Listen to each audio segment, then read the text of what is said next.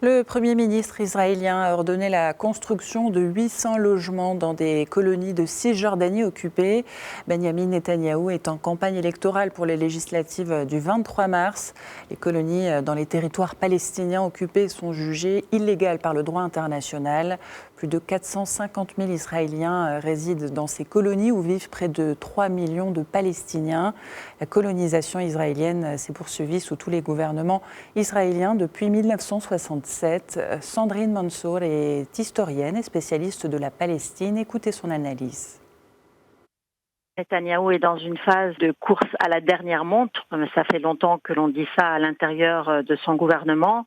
Il veut confirmer à son électorat qu'il n'a pas lâché ses principes de base. La colonisation étant un principe essentiel de sa politique, et notamment de montrer à la gauche, entre guillemets, donc à l'opposition, que de toute façon, il est prêt à aller à la confrontation, même avec l'administration Biden, sur cette question-là.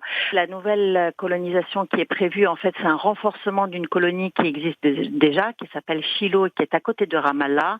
En fait, c'est un plan qui est déjà préétabli depuis longtemps, avec l'idée de complètement isoler les différentes villes palestiniennes entre elles et les différents cantons, on pourrait dire, et d'accélérer cette séparation physique pour qu'il n'y ait plus de contact entre Ramallah et Jérusalem, entre Jérusalem et Bethléem, entre Ramallah et le nord de la Cisjordanie, et aussi au niveau du sud avec la région d'Hébron.